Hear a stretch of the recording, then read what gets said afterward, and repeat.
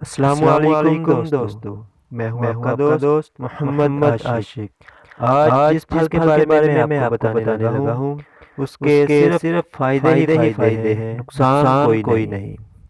انجیر ایک پھل بھی ایک دوا بھی۔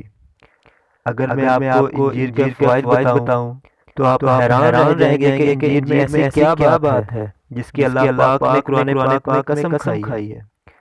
اگر آپ کو انجیر کی افادیت کا پتہ چل جائے تو آپ انجیر کو ایسے تلاش کریں گے جیسے ایک پیاسا پانی تلاش کرتا ہے۔ ویڈیو کو پورا دیکھیں تاکہ آپ کو انجیر کے فوائد کا پتہ چل سکے۔ اگر آپ کو ویڈیو پسند آئے تو دوستوں کے ساتھ شیئر ضرور کریں۔ کمنٹ باکس میں اپنے رائے کا اظہار بھی کریں۔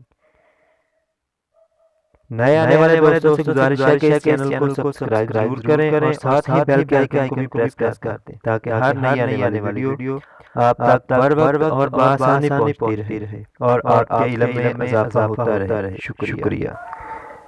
جی تو میں آپ کو بتا رہا تھا انجیر کے بارے میں کہ انجیر میں ایسا بھی کیا ہے جس کی اللہ پاک قرآن مجید فرقان حمید میں قسم کھا رہے ہیں کہ مجھے قسم ہے انجیر کی۔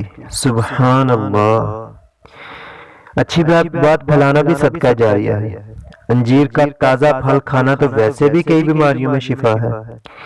ایک روایت میں ہے کہ نبی کریم رؤوف الرحیم صلی اللہ تعالی علیہ وآلہ وسلم نے فرمایا انجیر کھایا کرو۔ جب نبی کریم رؤوف الرحیم صلی اللہ تعالی علیہ وآلہ وسلم فرما دیں اور اللہ پاک قرآن مجید میں قسم کھائیں تو اس سے بڑی کوئی چیز نہیں ہوگی۔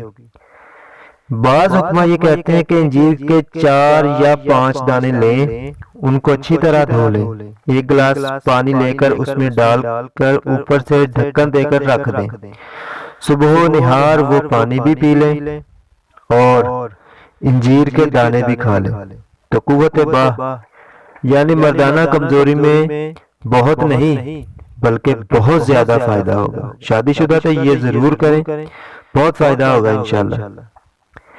ایک اور انجیر لے کر اس کے چھوٹے چھوٹے ٹکڑے کر لیں اور اس کو کسی شیشے کے جار میں ڈال کر اوپر سے زیتون کا تیل ڈال کر بھر لیں اور محفوظ کر لیں۔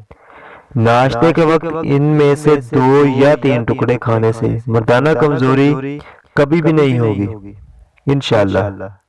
مزید ایسے ہی انفارمیٹیو ویڈیو دیکھنے کے لیے دیکھتے رہیں ہمارا یوٹیوب چینل عاشق لیب۔